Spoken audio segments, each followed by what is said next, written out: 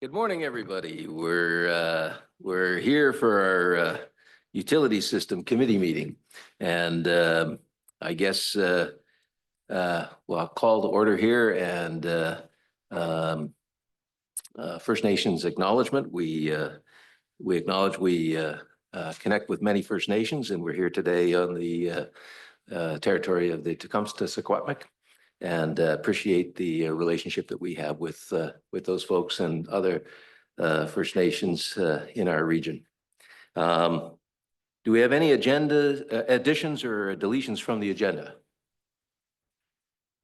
Okay, seeing none, we'll get to the minutes. The utility system meeting minutes from October 2nd. Can I have somebody? Usaf, thank you, Jim. Second. All in favor? Opposed? Thank you, carried. Delegations and invited presentations. I was speaking to Mr. Vieira, and I understand that we've got some folks in the gallery that I'll be inviting to speak at some point. Director Vieira, or Mr. Vieira, would you want to start us off with the report? Yes, thank you, Chair. Thank you, Chair. I'll just wait for the report to pop up here. And yeah, Pierre Lapointe and Don Mann are here in the gallery, who are part of the Paul Lake Waterworks board. So I'm going to be presenting this report, and then I'll call on them to address the committee as well. And they'll be available to answer questions and be part of the discussion following this presentation. So at the June committee meeting, I updated this committee on where we're at with the Paul Lakes Waterworks feasibility study and presented a bit of a background at that meeting and talked about the community meeting that we had recently had following the feasibility study, and that we were moving ahead with a community survey to see what the wishes for the community were before we came back to this committee to give further direction. So here we are, we're back again.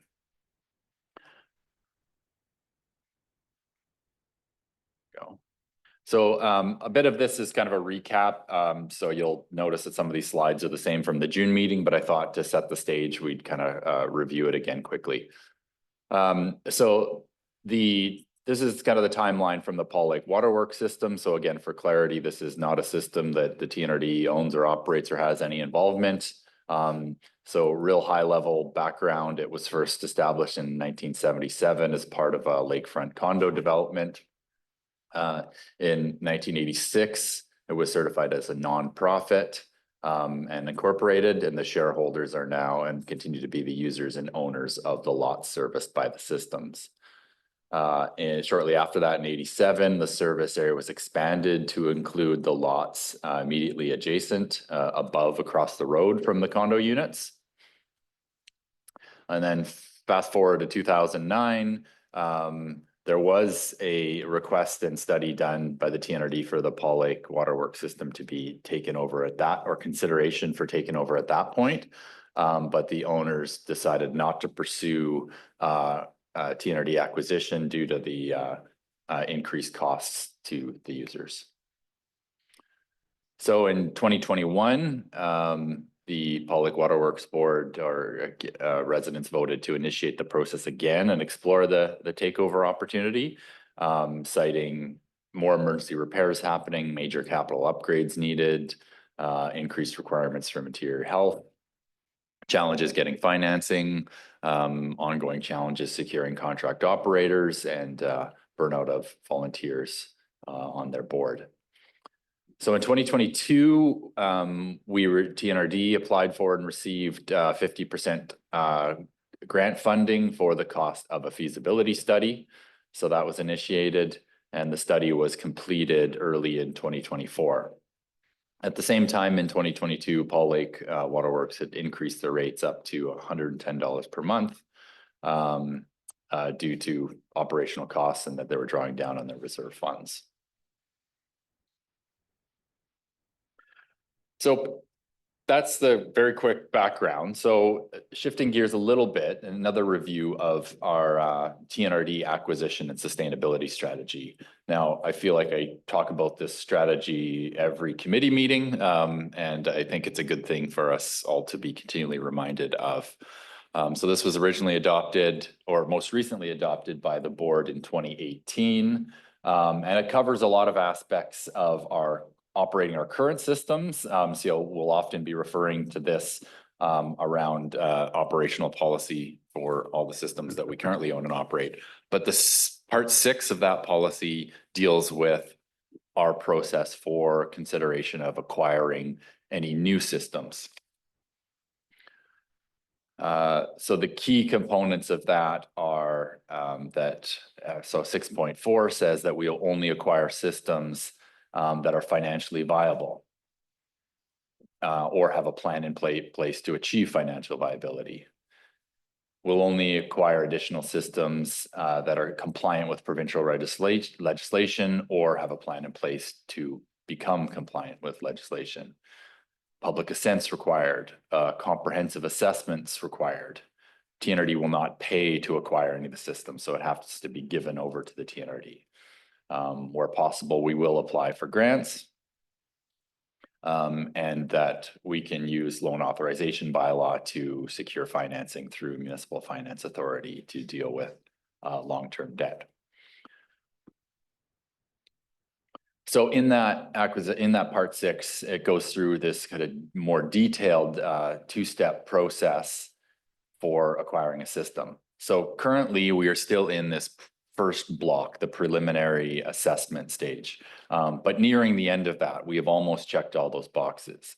And so really we're at the crux of the decision now that what this committee recommends up to the board would move us towards the comprehensive assessment step in this process, if directed to continue.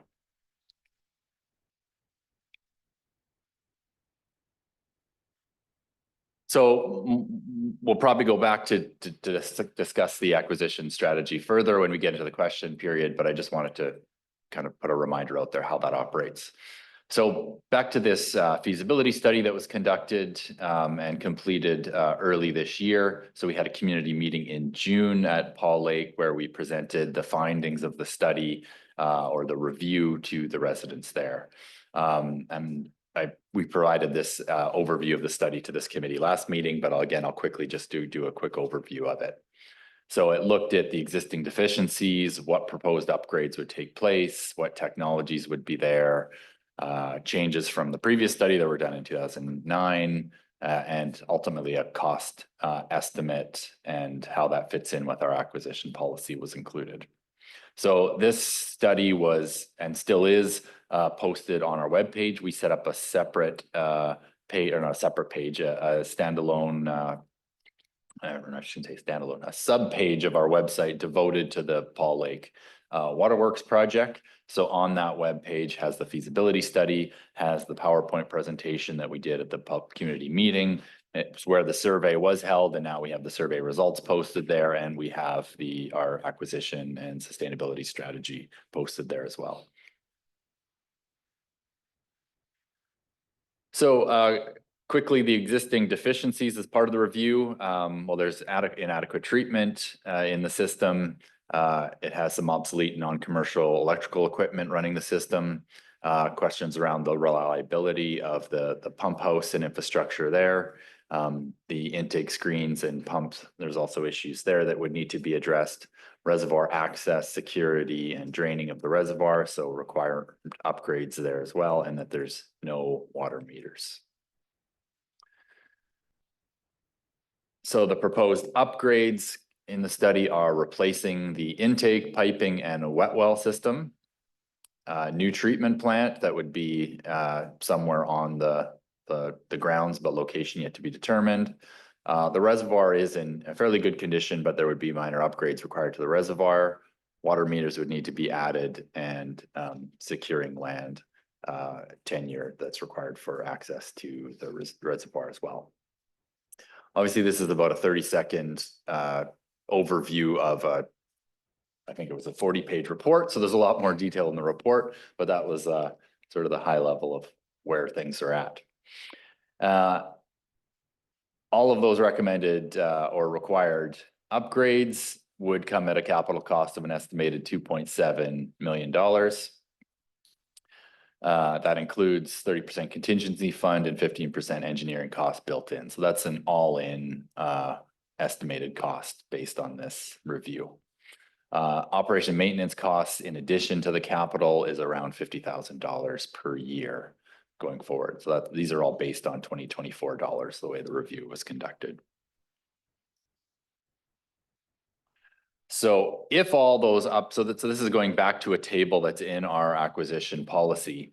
So what was a very handy section of this report is that we reviewed, so the first column, or I guess it's the third column there, the existing system compliance column, where it's got the reds and the greens and the grays, that shows the current system as is, and does it meet the requirements of our policy? So you see there's a lot of red no's there. The second one is if all the upgrades were completed as per this review, then everything would match our policy and therefore be a candidate for acquisition. So this is a long-winded way of saying that if we did everything in the report, then it would be a sustainable and feasible project or system for the TNRD to take on and operate.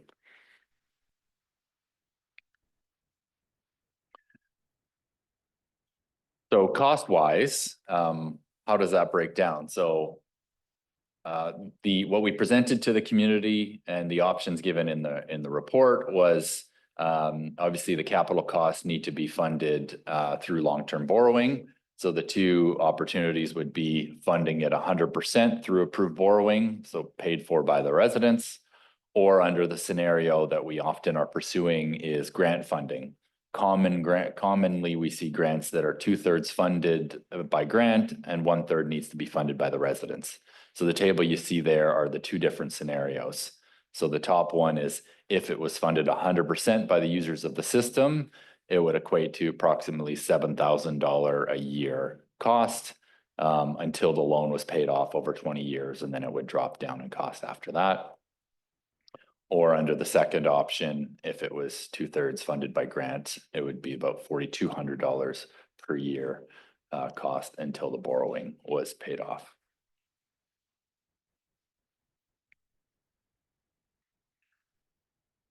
So we presented this again in more detail to the community back in June and provided access to this study. And then we did a public survey in September of this year to get feedback from the community members of what options that they would be interested in pursuing. So we presented these three options, one being that the TNRD acquire the system and the upgrades being fully funded by the users of the system. So that $7,000 or $7,400 per year per household cost. Under that scenario as well, which we clarified in the survey and clarified in the presentation, this would be the one mechanism to guarantee that the system would be funded and the upgrades could take place. The second option would be the grant funding option. It would looking at the $4,500 per year estimated cost per household if a grant was received.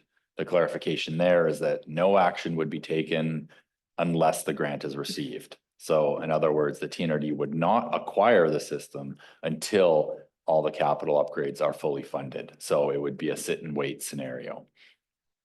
And option three would be the thanks, but no thanks. We don't want involvement in the TNRD. We will continue to operate it as best we can with our current board, the Paul Lake Waterworks board.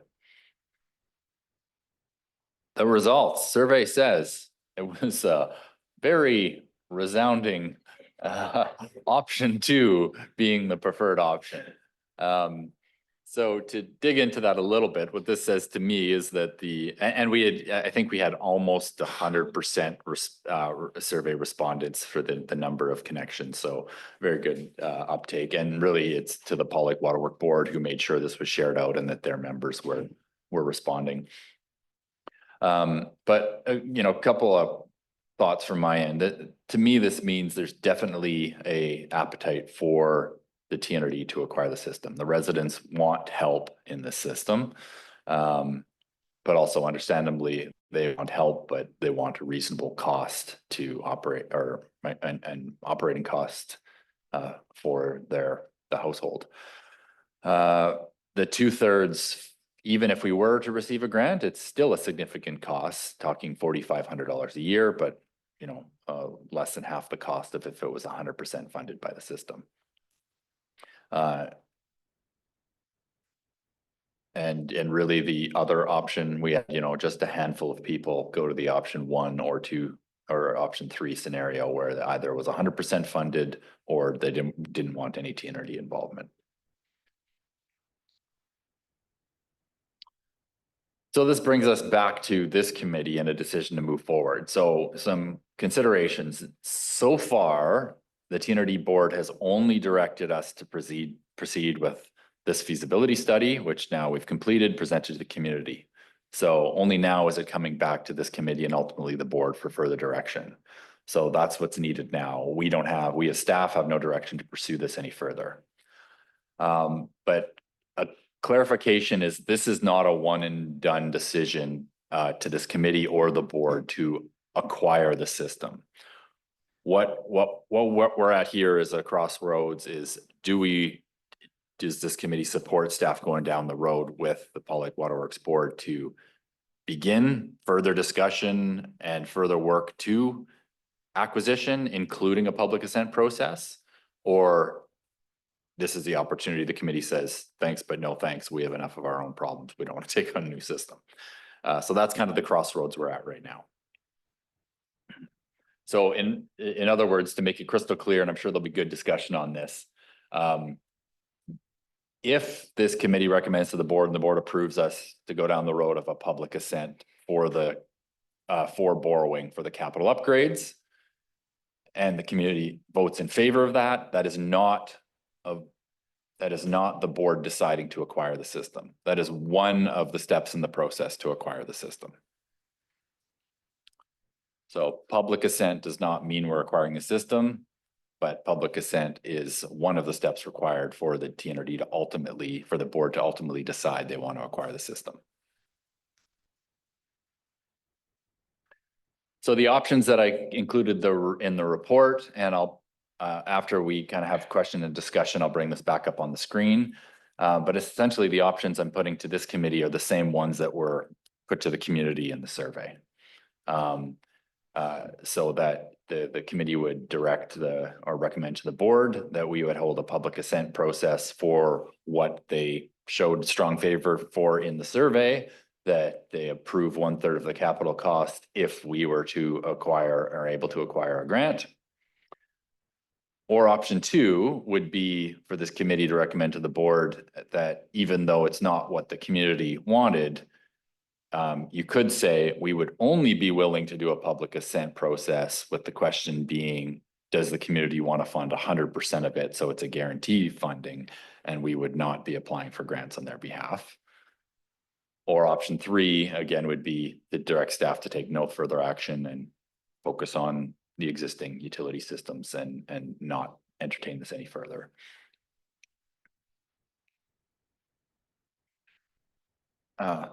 So just a few more clarifications on the process. Like I said, the public assent is just part of the acquisition process. The public assent does not commit the TNRD to acquiring the system.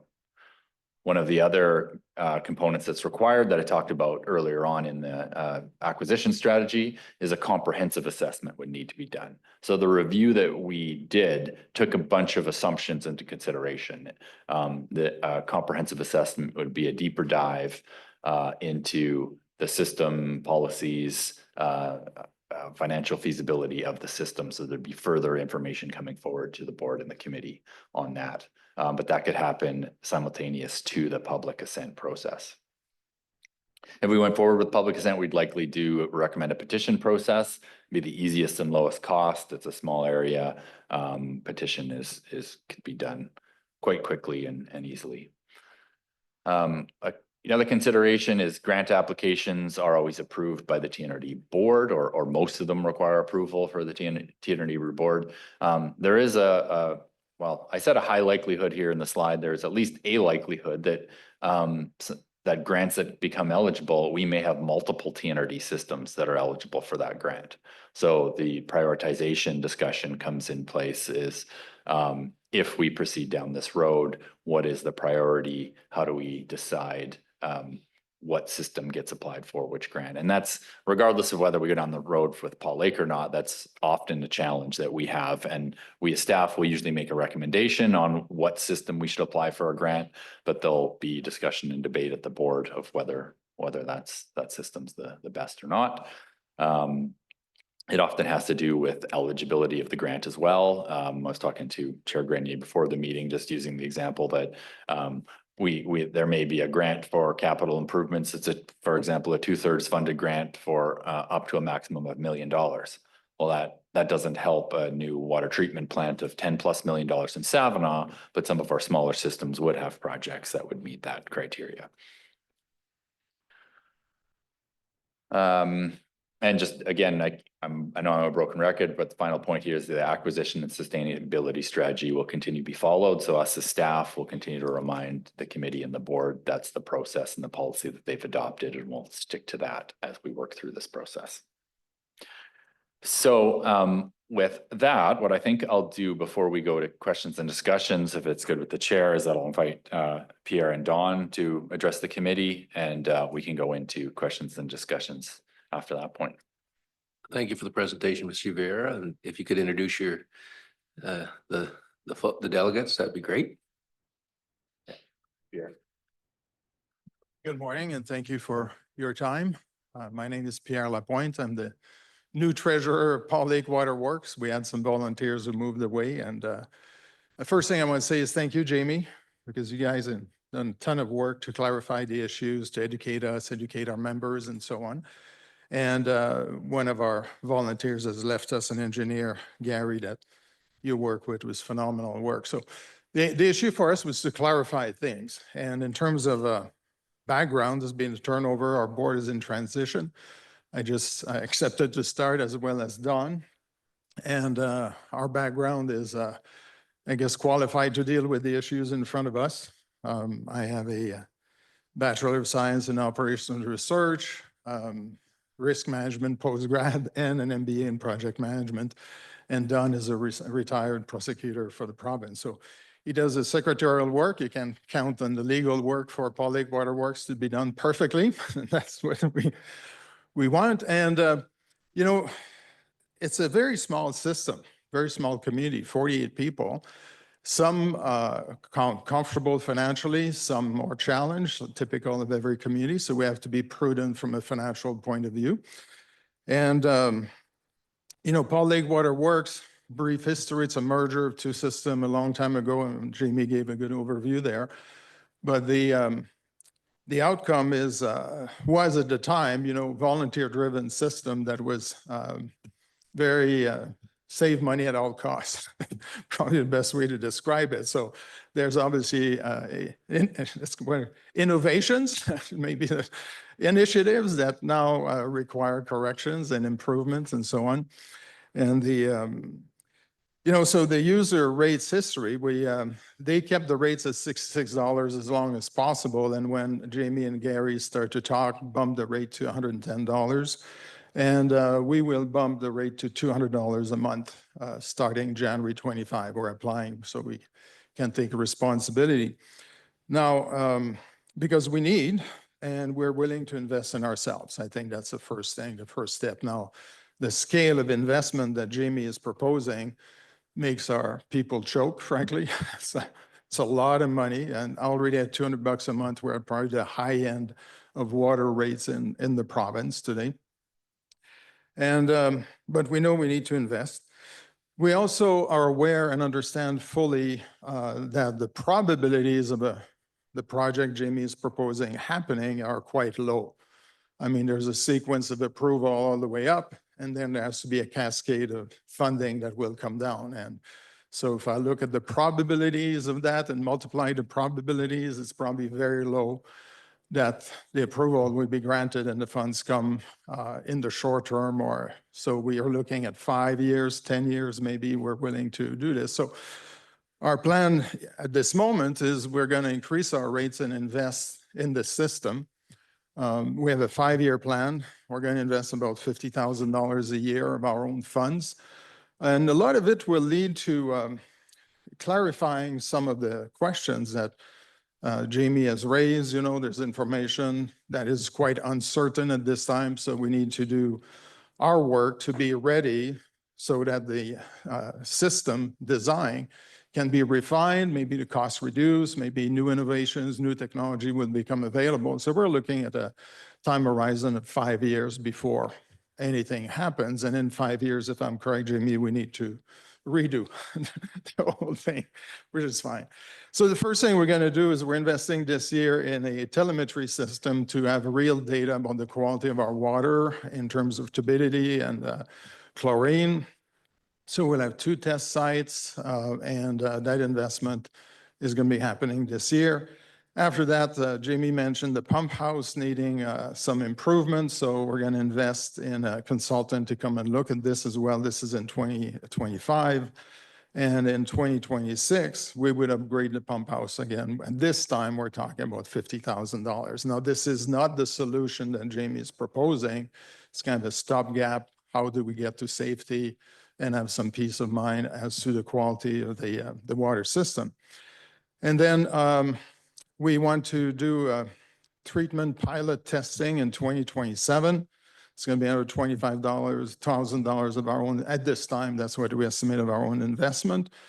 And then looking into the future pumping house location, it's quite a significant change that Jamie and his team have proposed, the relocation of the pump house. So we want to refine a little bit that study, that research on our own. And then we will possibly look, but I don't think anyway, this time we've allocated in 2028 a budget for assessing lake water versus a well, which I don't think will happen or work. So that's our plan at this time. Any questions, any comments? Don, maybe you want to add anything? There's just a couple more things that I'd like to comment on that Pierre hadn't addressed. One is that we're undergoing an AGM right now that's the votes are going to be due on December the 15th. And one of the resolutions that's put forward, Pierre had alluded to the fact that we're trying to increase our rates to $200 a month. And that's going to be one of the resolutions that's facing the owners, and we expect that for the most part that will go through. The other thing that's going to be dealt with in the AGM resolutions is to continue the process with TNRD, particularly pursuant to option number 2. That has been described by Jamie. And again, we expect, similar to the survey results, that there will be an overwhelming response to that. The second point I wanted to raise, and I think that this is important perhaps from your perspective in determining whether there is a need or some benefit in assuming control of this system of ours. And I go back a few years. I've owned a place in Deerwood, which is the strata complex that for the most part owns the Pollock Waterworks. At least 38 owners come from there. I've been there since 1982, so over 40 years. And over that period of time, we have had operators who have maintained the system. There's been a series of them over the years. We also have a sewer system that the strata complex is responsible for maintaining, and we've done that through, as I say, a series of operators. In about 2021, the operator that we had decided he wasn't going to continue. And I was on the Strata Council at the time, so we were looking in conjunction with the Waterworks company to try and find an operator that would maintain both the sewer system and the water system. And it was very challenging at that time. We were able to secure an operator finally, one that works out of the North Okanagan. And so I believe their main office is in Salmon Arm, and they drive here to maintain both of our systems currently. But our concern is for the future. It was difficult last time to try and secure an operator. We don't know what the future is going to bring. We understand that as part of the plan for assumption of control by TNRD that you have local operators, and that would be a major benefit to us going forward because of the uncertainty as to how long we're going to be able to try and secure operators to maintain our water system and our sewer system. But it's something that I thought you might want to know because I know that there's a lot of water systems that you currently have control over, and all of them are seeking grant money like we would be if that's the choice that's made. But it's something also that's somewhat unique to our system. And so I thought it might be important for you to know that. Those are my comments. Well, thank you, gentlemen. Appreciate you coming in, and I guess we'll open it up, I think, to our directors to ask any questions of either these gentlemen or of Mr. Vieira. Start with Usof. Thank you. Thank you, Chair. I got 3 questions, kind of zooming out from directly in Paul Lake. Will if we do take on this is a question to staff. If we do take on the Paul Lake water system, will it increase operating any costs that are shared by other EAs? Will we need to hire more operators to cover the system?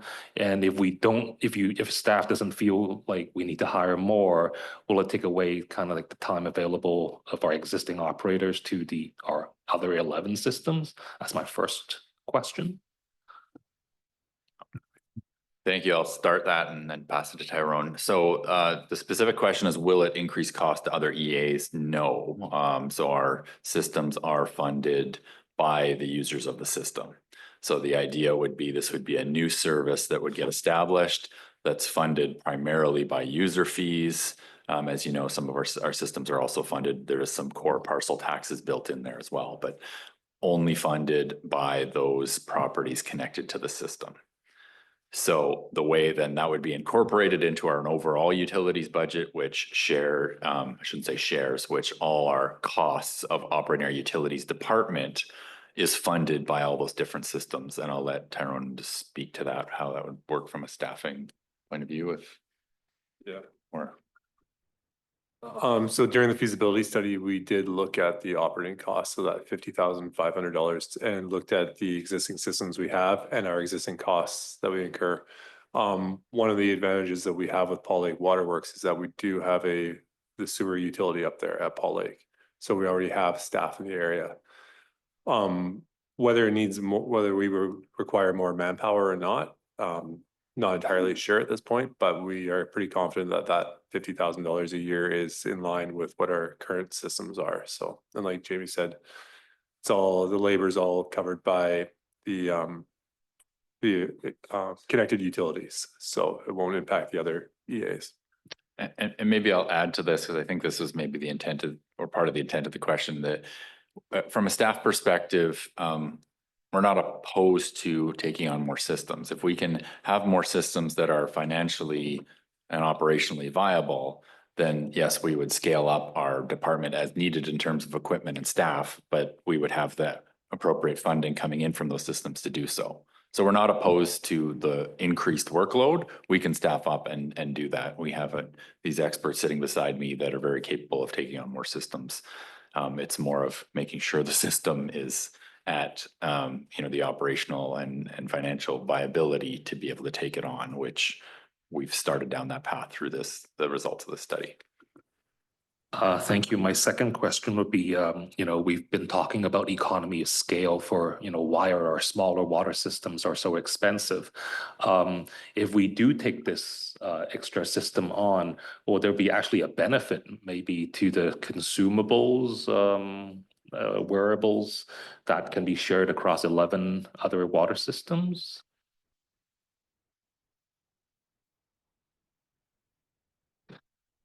Um, I don't know that we'd see a significant impact on cost savings for chemicals and whatnot. Like I mentioned already, we do have an operator in the area already, so we would see some economy there with travel simply to the Paul Lake area from Kamloops. So that's about it.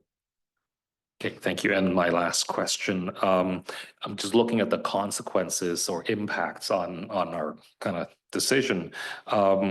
Is there any threats of the system being shut down by like IHA if it doesn't meet standard?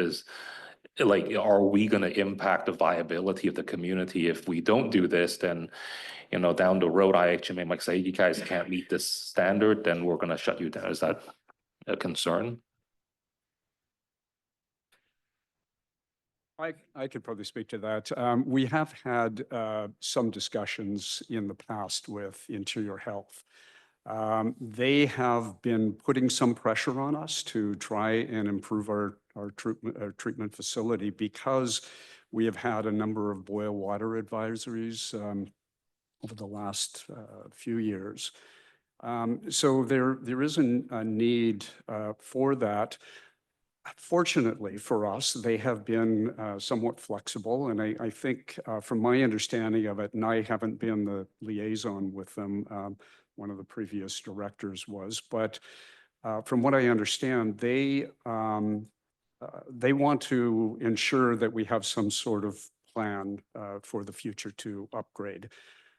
They look at the fact that we are here before the TNRD seeking to have you acquire control of it as a positive thing. On the other hand, Pierre mentioned that we are installing an automatic monitoring system. We hope to do that this year, and that's going to be a significant improvement in terms of monitoring the quality of the water that's coming in. So that will be helpful as well. So I think at this point, we don't face an immediate threat, but we are definitely going to have to spend some significant amount of money to ensure that our treatment facility is going to be up to par. Yeah, thank you. We've got Tricia Thorpe, Director Thorpe. Thank you, Chair. So I've got two questions. First one is for staff.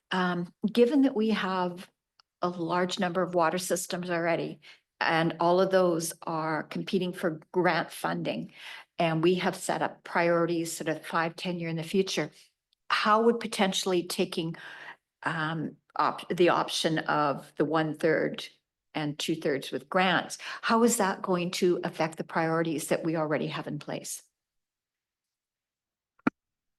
Yes, very good question. And that would be ultimately a decision of the board that if we moved forward with a petition process, for example, or a public assent process, then we would need to make sure that the board then establishes where this falls in the priorities. In our discussions with the community at the community meeting, we were very blunt and kind of clarified that we have a lot of systems. All of our systems are in need of other capital repairs and upgrades. So we essentially said, you would be at the back of the line in terms of grant eligibility. So I think it's fair to say that the community understands that they're not going to be the top priority, but if we move forward this direction, they're getting in line opposed to not being in line at all. I don't know if you guys want to add anything to that. Well, that's clearly our understanding. That's why we're looking at investing ourselves, positioning ourselves better, and knowing that we're talking long term.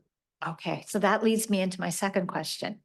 So given that trying to get this 2/3 grant may be way off in the future and it may be pie in the sky, and you're going to have to be investing a fair amount into upgrading or maintaining this water system while you're theoretically waiting for this 2/3 grant, what is the likelihood that public assent would look at borrowing 100% of the capital costs? And that way, having your water system up to par and moving on instead of having to kind of Band-Aid it all the way along. But I think the cost of 100% funding is prohibitive. I mean, it wouldn't Okay. make sense. We're But- talking way too much money per household. If you're having to increase your costs and you weigh that against this, maybe it's not quite as cost prohibitive as you think. Well, we need to do some improvement, no question, and we're following interior health guidelines and conversations, especially with the telemetry system. A lot of additional data will become available, which I think will allow us to refine the costs and have different figures in 5 years.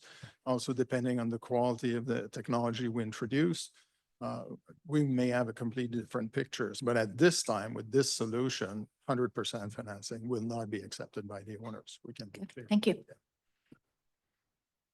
Okay, we have Director Onslow and then Director Houghton. Thank you very much. Excuse me.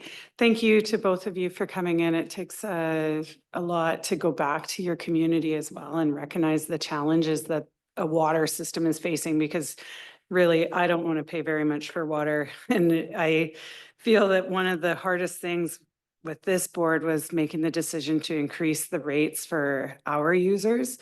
Excuse me. And I'll just give an example of my community, which is Blue River, and we chose to do an 11.5% for 5 years. And so effectively a 55%, realizing that there was challenges facing the system. But that said, I think that you guys coming to the TNRD on behalf of your community and saying we need some help with this is a fantastic thing.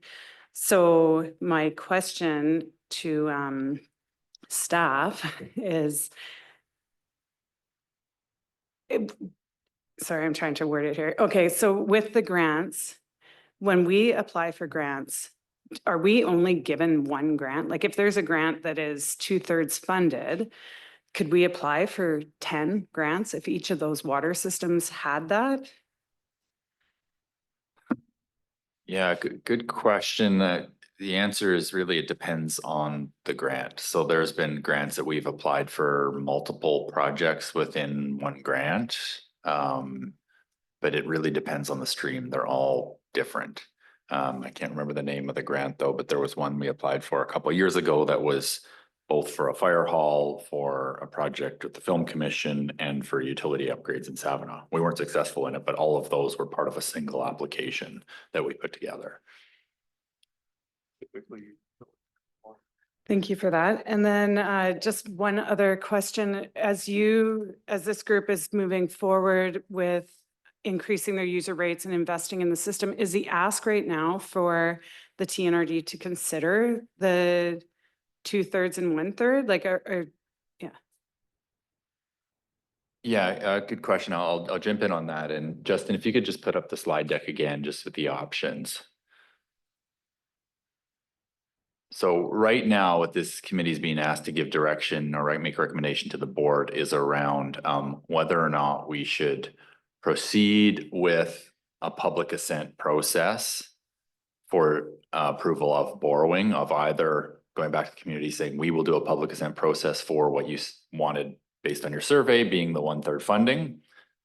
The other option is say we will only proceed with public assent under the 100% borrowing, even though that the community has shown through their survey they're not in favor of that. And 3 is that we'll take no action.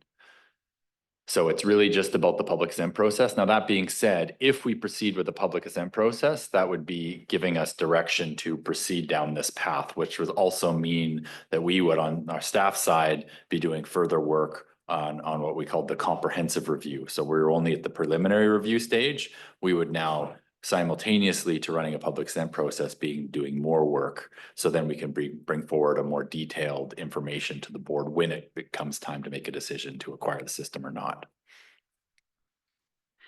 Okay, I'm still just a little bit confused because the gentlemen are talking about in 5 years' time, they'll have invested more in this system. So if we did option number one, is that immediate or in 5 years? Yeah, good question. So if we did option number one, let's walk through the scenario. It is kind of complicated, so it's good to talk through it. So if the board approved option number one, we went to the community and they voted in favor of borrowing 1/3 of the, approved borrowing 1/3 of the cost if the remainder is funded through grants. Then what that would mean is we would have that public assent approval secured and set aside. It would not mean that we are acquiring the system yet. They would continue to be responsible. Paul Lake Waterworks Board would continue to own and operate the system. But we would have one of those requirements checked off being public assent for us to acquire the system.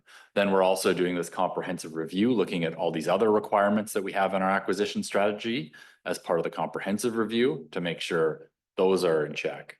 And then if we got the full funding, the remaining 2/3 through a grant, then we'd have all the things required for then the board to formally make a decision to actually acquire the system. So that's why it may be 5 years from now, or it may be next year, it may be never, kind of thing, to get all of those things in line. So it's just one of the pieces is the public assent. And what I didn't clarify, there's been talk of 5 years, but I think I mentioned in the report, public assent approval only stays in place for 5 years. So if we went ahead, got the approval, got that one piece we put on the shelf, okay, public assent achieved, after 5 years that expires and we'd have to go back to them again if we wanted to keep looking for a grant. And we presented that to the community as well, and that's been made clear. Okay, we've got Director Houghton, and then I think I saw, Director Morris, and then I've got some questions, and then we'll come back to Director Thorpe. Okay, thank you. Yeah, I'm a little familiar with your system. My oldest brother, Bob, and sister-in-law lived at Deerwood for a number of years, and a very familiar. I know that was the talk of the day up there, was the water in the sewer system. But just asking staff, the decisions that we had to make as a board earlier on this year, we were given 3 options on increases to the utilities that we already have, because none of them have any reserve funding. They've been band-aided, all of them, and hope the heck they never fail, because we got no money to fix it. And we took the initiative to various directors to choose a various level or a point in between to make this viable for the future. And if we go ahead with this proposal, how does that compare, that system in Paul Lake compared to our other 11 for long-term viability? I'm taking over it as one thing, but the funding for reserves for capital expenditure that is required, is it comparable to the other 11? Thanks. I'd rather not answer that in comparing it to the other 11 because they're all completely different systems. But I think what I'll say is that a couple of things. Their board has proven that they understand that they need to increase their rates. They've moved from, I think it was $60 5 years ago to now $110 last year. Now they're proposing them to $200. So that cost of $2,400 per year is in line, is higher than any of our rates currently are if we take the average. Like they're not billing by water meters at this point, but if you take that number, that's higher than our average rates currently. So that's one piece. And the other piece would be that if we acquire the system, then it becomes completely under the jurisdiction of the TNRD. So that would be part of that process, would be setting the rates, deciding on what rates, because the acquisition strategy is very clear. It needs to be financially viable. So one piece is making sure we have the capital money to do the upgrades. And then the second piece is making sure we have the rates that continue to fund it so it continues to be financially viable.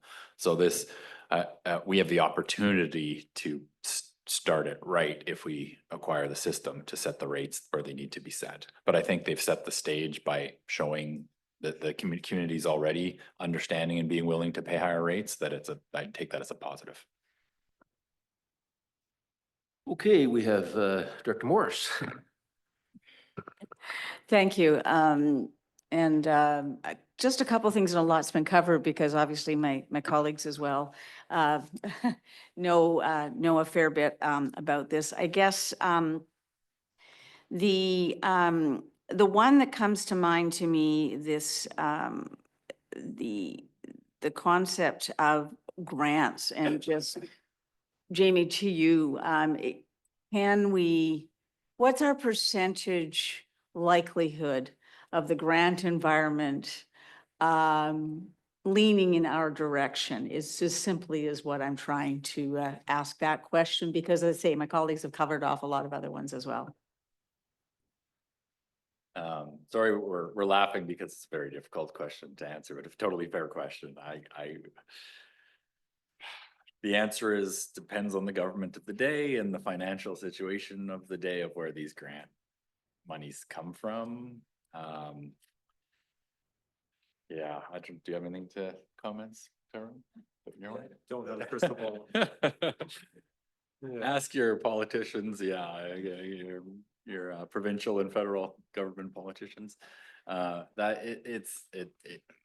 I guess to be more, maybe to try and answer the question better, would be that in my experience at least, and I think it's fair to say that the government availability funds and the economic conditions of the day will determine how much and how many grants come forward. I mean, I recall back just 2 years ago now, we received the significant, just basically freebie infrastructure grant funding that we used to fund the Pritchard system, and now funding the Wallachine system, that just essentially came out of the blue, which my understanding was due to, favorable economic conditions 2 years ago that the provincial government was in. Yeah.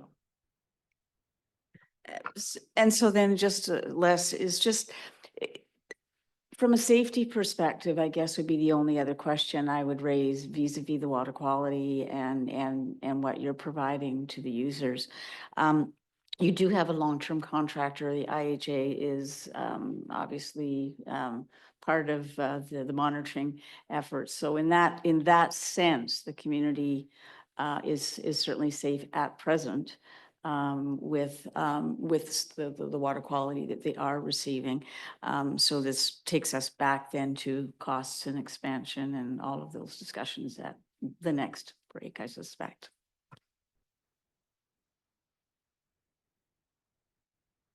Just a comment on that. No question, I guess, but the comment on that was around who's responsible for the water quality. Was that what you were getting at? Yeah. So presently, the Paul Lake Waterworks Board is ultimately responsible for following IHA guidelines and responsibility for the health and safety of the water. And if we acquired it, that would turn over to TNRD. Okay, I've got a bunch of questions, a bit of a laundry list that jumps all over. You've mentioned that they don't have water meters right now. And from everything that I've heard, we have to have water meters. So they should be going ahead and putting in water meters anyways. That improves their chances of grant funding if they got water meters. Is that not correct? Yes, it's correct from the stance of they're not applying for grants. It would be TNRD applying for grants under the scenario. We would be applying on their behalf. Yes, if they had water meters in place, it may help that. The proposed capital upgrades in the feasibility study that cost includes the installation of water meters. That's part of our acquisition policy, is that we require water meters to be in place. So I was thinking about our previous conversations about what would we need to do to take on another system. And it seems to me that the water meter issue is front and center, because we've always been requiring water meters. And so that was one of the things. The other we talked about was we're taking over these systems. A lot of them are already failing, and we wanted a capital source. In the perfect system, we would have an operating system and we'd have a reserve of funds to move forward. So my suggestion in your deliberations on this is that one of the early things that we should be doing is saying we need water meters, and we need a pool of capital, whether it's 200,000 or whatever the number is that you think is prudent to entertain taking over and pursuing the other grant stuff. Otherwise, we're working from a deficit right at the very get-go. The other thing that I'm thinking about is that we could move forward with a water meter initiative fairly quickly, since that's not competing against our other systems that already have water meters. Do you have any thoughts on that? Yeah, so I'll back up a bit. So we don't, obviously, we don't own and operate the system, and we wouldn't support or recommend it, and our acquisition policy doesn't support us doing anything on a system that we don't own or control. So water meters is just one of the laundry list of things on our acquisition policy that would need to be met before we acquire the system. So the Ball Lake Waterworks Board can consider going down the road of water meters, but again, that's just one of the check boxes that needs to be checked for us to acquire it. So I think your question was, should we as the TNRD consider assisting them with water meters? And I would not support that from a staff point of view. I would say we know what all needs to be in place. If they, as the Waterworks Board, wants to pursue checking off some of those boxes or commit to that, that would be, I guess, up to them to put that forward. What I'm wondering is if we added as a threshold for consideration, you folks sort out the water meter system because we know you're going to need it. And here's a certain amount of money that we would want to see at the get-go that would be available to us if we took over your system, so that they could potentially plan for water meters and plan for that capital raise. In our increase that we've approved, one of the things we've talked about is showing our constituents that there is a pool of money that is being built up, so that they have the confidence that, yeah, we've asked them to increase their rates, but they're building up a reserve. And I'm thinking if we're taking over a new system, we should be showing all constituents and the users of the system that there is a small reserve built up and that they've met that threshold. So I'm just thinking that maybe it's constructive for them and constructive for us to take over a system that has water meters and has a capital amount. Just one idea. Yeah. Yeah, I understand where you're going, and I guess a lot of, I keep going back to the strategy that, so we're going to follow all those things that are required, that would be required. But what I'm hearing is a suggestion that maybe we put extra requirements on the Paul Lake Waterworks system, saying we will acquire the system if we have public assent and this and this and this, like, and water meters and a certain capital contribution. Is that what I understand that you're proposing? No, I'm mindful that we have other systems that are about to come to us for similar taking over of systems. And maybe one of the thresholds that we say to those people is, yeah, we would entertain that, but we know, and you know, that you've got to have water meters. So go forward with your water meters. Don't make that another one of our responsibilities, but get ready, get water meters. And I don't know, some calculation that says we would need a pool of money available. It's the money that's going to be spent on the system, but we're not starting in a deficit. I think that those two thresholds would set a good example for any of the other systems that are coming to us, some of which may be in immediate need. So I don't think we need an answer to that, but that's one question. I've got some other questions, which are, we're running the sewer system, as I recall, and I'm concerned about cross-contamination. I'm concerned about the easements. We've talked about easements before. We have systems where we don't have easements. So are all of those things resolvable in this particular case? There's no cross-contamination, and we do have easements? The easement piece, I'll let you speak to cross-contamination. Yeah. And the easement piece, I believe it's in the study that we've addressed some concerns around access to the reservoir that would need to be addressed. Again, that would be part of this comprehensive review of all those things that need to be checked off and completed or have a solution before the board decides to acquire the system. Want to speak to cross? As far as the cross contamination, the Paul Lake sewer system only services about 10 of the properties that are also serviced by the community water system there. So there's 10 that are off the lake shore in behind, I guess, south of Deerwood, that are serviced by the sewer. And as far as cross contamination, I mean, our sewer discharges to ground, and this is a surface water source, so we're not impacting the drinking water with our sewer system there in the community.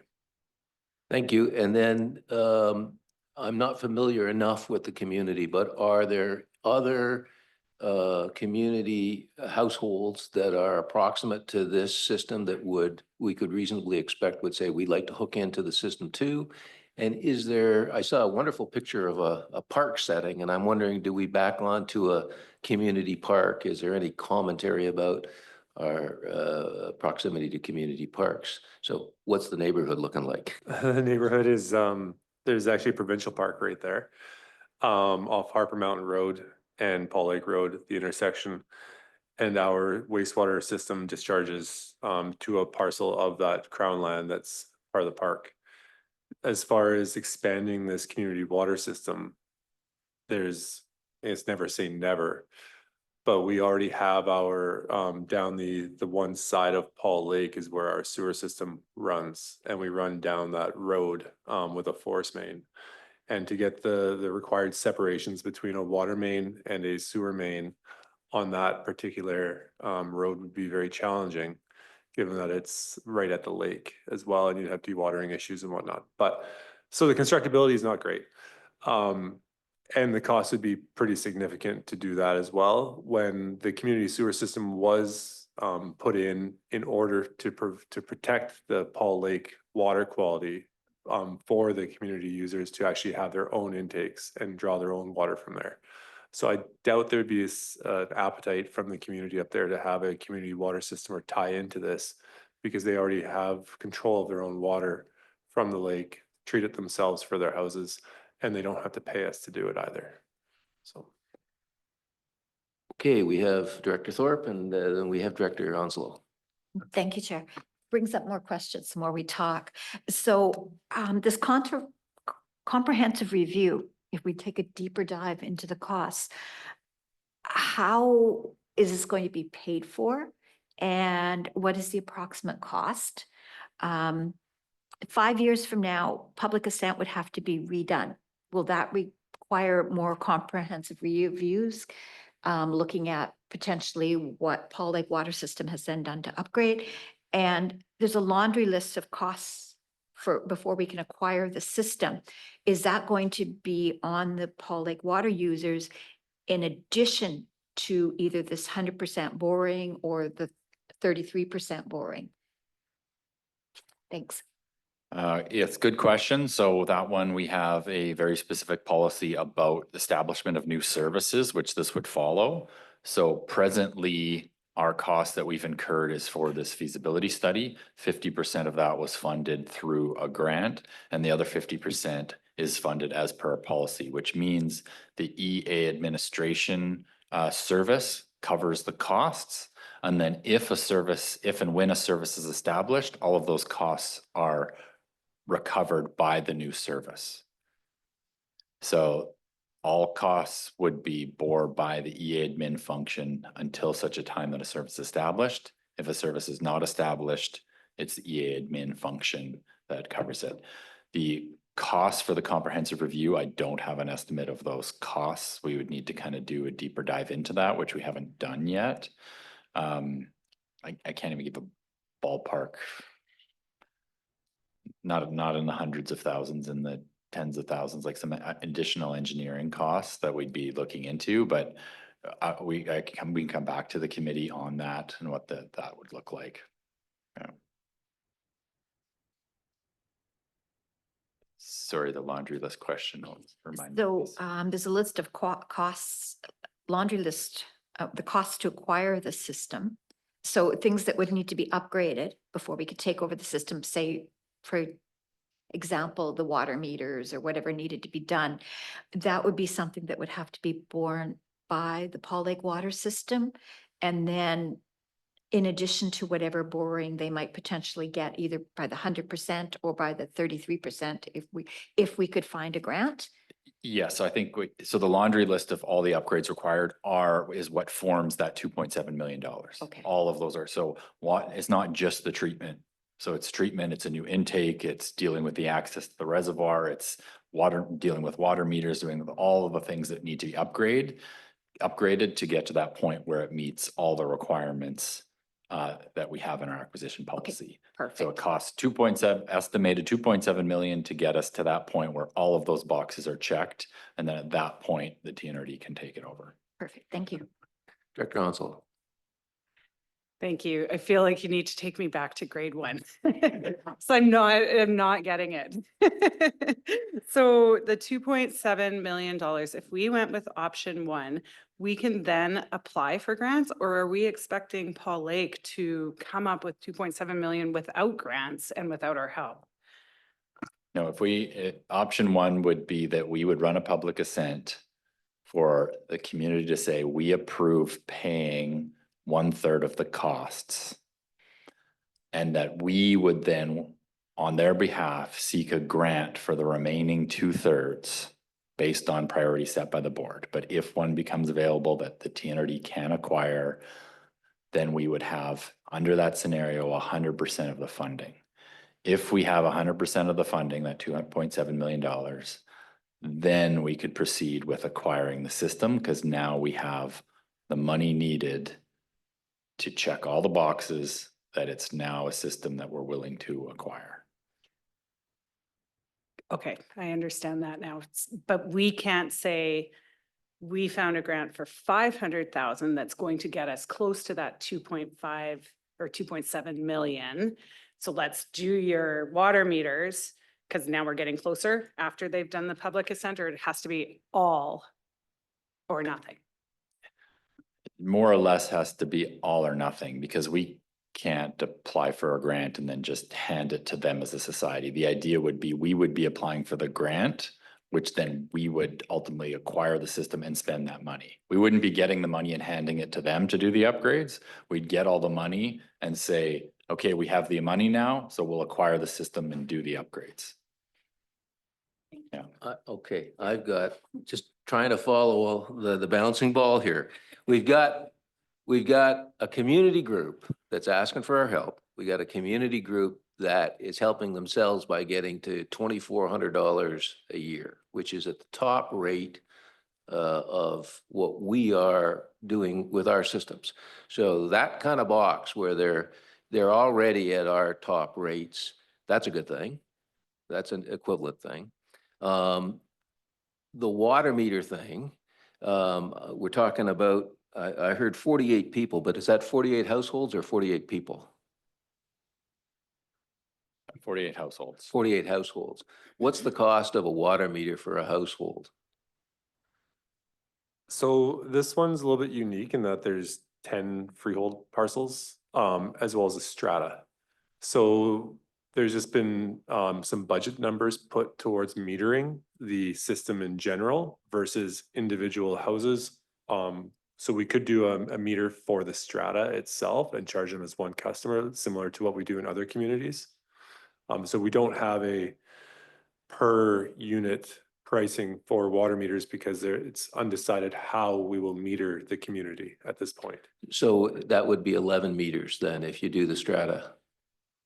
It's a little more complex because there's multiple points of service for the strata. The strata was designed for double the size that it is now, and there's more infrastructure in the ground than is required for the existing system. And so the points of the points of custody, essentially, for where the water would go from the TNRD to the customer, there's multiple points along there. That's why it's a bit more complex than just 11 meters, 15 meters, 43 meters. That's more the deeper dive that needs to be done and how that would actually be practical to do. So what I'm thinking about is these folks are gonna have their AGM. They're going back to their people for input and advice. They're looking for input from us and looking for a resolution from us. I'm just wondering if we would say, all right, you're already doing that 2,400 thing. Would you buck up for the water meters or agree that you've got to put in water meters as part of this takeover? That would perhaps be useful in our grant application to say, not only are they meeting rates, but they're also moving forward with water meters. Does that help with our grant application? I don't know if it does. It's not a hindrance, but I guess my comment is of all the lists that I just put up here on the screen, I wouldn't say water meters is the most urgent priority for them at this time. So it's one of the 19 things identified in this list that needs to be checked off before we acquire the system. But I would not say that that should be the priority. I would not recommend that be the priority set by the board, our board, for them to do first. Is there any other questions that we've got? Okay, and want to thank the folks for coming in, Pierre and Dawn for your presentation. I guess we move on to the options. Do we have a formal resolution here? Yeah, it's one of the fill in the blank resolutions. So what is in the agenda can be finished by any of these three options or any option the committee wants to put forward, but I've recommended these three options. Okay, well, I think maybe we should start with the EA director for the area and hear if she has a preference for any of these.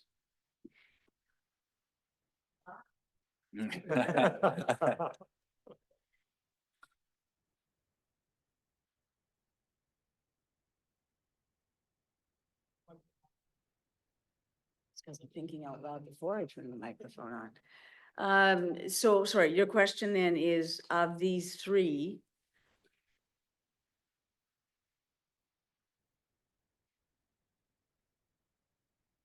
public assent process one, that would be what I would suggest at this point, but I'm always open to other suggestions. So I guess the preferences for option one, does anybody have any other comments about the preferences? Because I think we'll give direction. If there isn't, we'll give a direction on number one. Oh, okay. Does anybody have any comments or preferences for two or three? We've heard from the EA director. Okay, so we'll start with number one. And I'm hearing that we have a first and a second on that, Director Houghton and Director Smith. Okay, so that's the motion, Jamie. That's the fill in the blank for number one. And now we'll open it up for comments on direction number one. Go ahead. Thank you, Chair Grenier. Yeah, just a comment, just as the EA director who's not in that area, for my concerns, I think everything in the presentation satisfied my concern that it's not going to be financially negatively impacting my residents. So, and there is a priority list for the grants, you know, they're not budging in line, so to say. So I would be fully supportive of that. Yeah. Director Thorpe. Well, I'm supporting option one because it seems to be what the residents want. My concern is that we are potentially just kicking the can down the road and that eventually we may need to do option two, unfortunately. So, I mean, I will go with what the residents want and what the EA director recommends, but that would be a concern.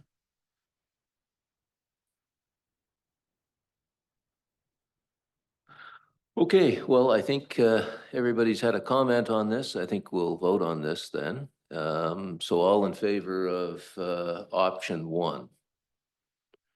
Opposed? the option is carried, or the motion is carried. Oh, Director Hodden. I think Director Morris gets an award after this because I think she has the most water systems of any EA director after this one. So congratulations, Lee. I'm not sure congratulations is in order, but thank you for the thought. Okay. I think we didn't have anything else, new business, but is there anything that we want to cover off with our water systems? Is there any report on our grant applications? I know we're just at an election.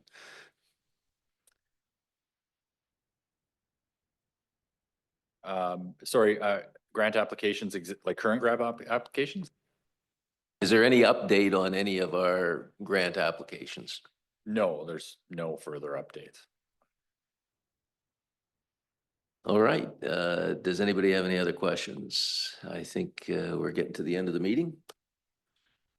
Oh, what have we got here? 6 point. Oh, just a sec. Sorry, I'm.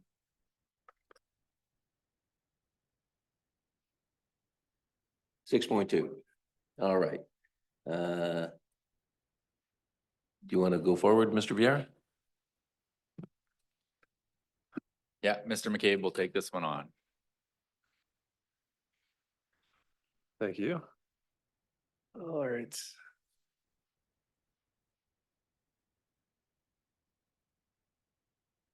Let's wait for this report.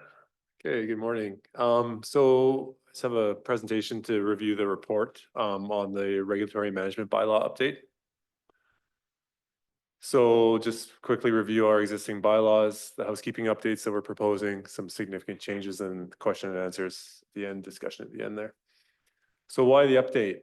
We currently have 3 bylaws for the regulation and management of our utility system. So these are different than our rates bylaw. We recently revised our rates bylaw and consolidated all rates for utility systems into one rates bylaw.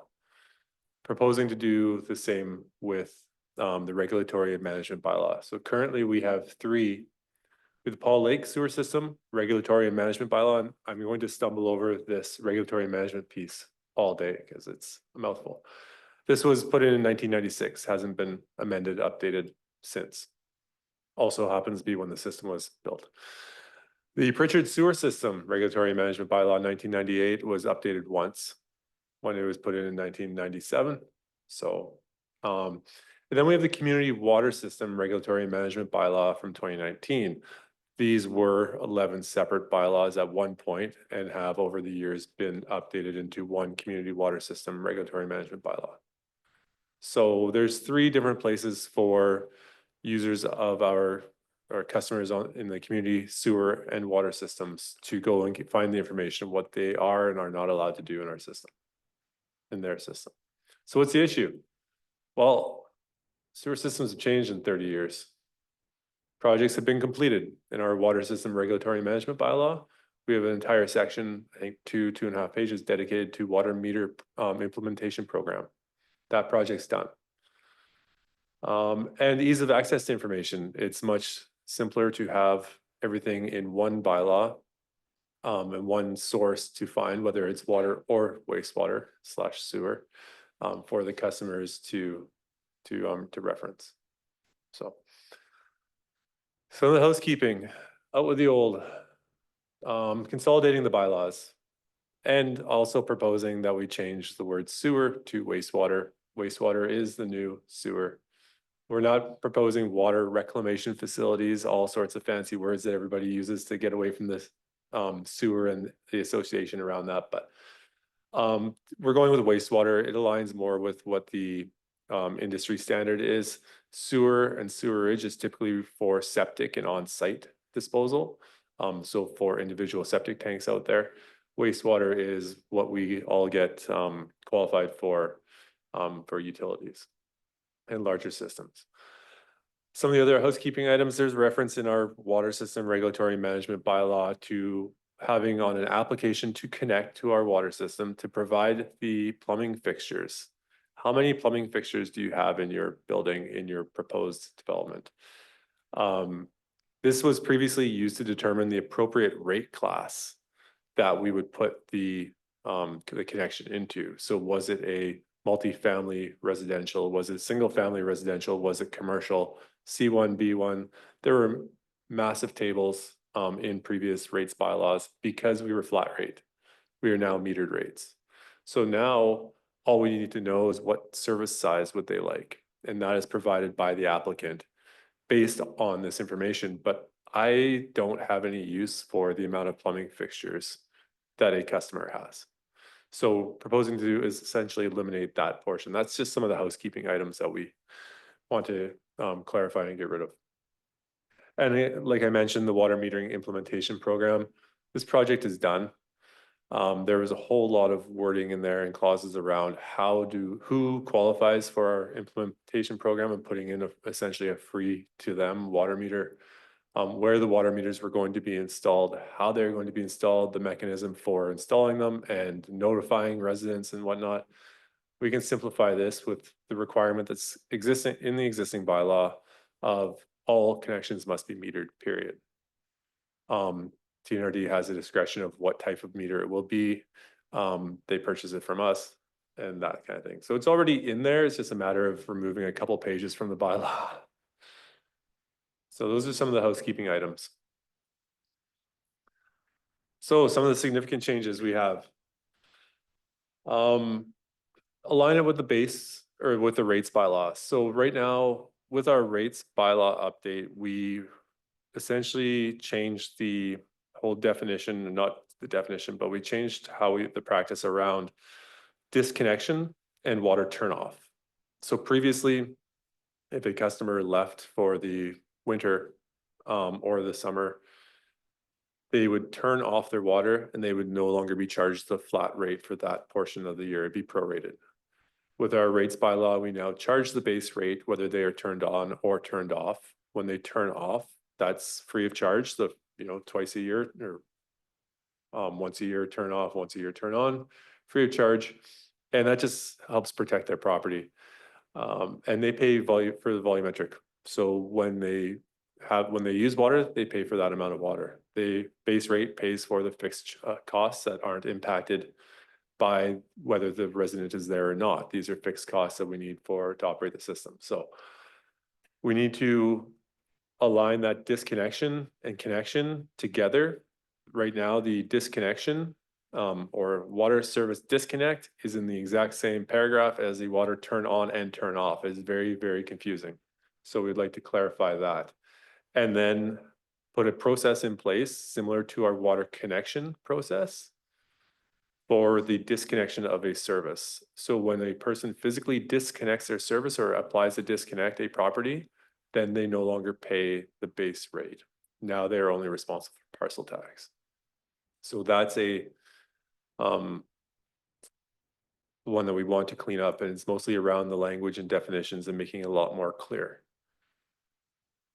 Again, the application to match the connection form, so it will be similar to the connection, but it will be to disconnect. And then deposit requirements also in our connection section. So right now we require our bylaw reads that the customer or the applicant must pay the capital costs for the connection prior to being connected to the system.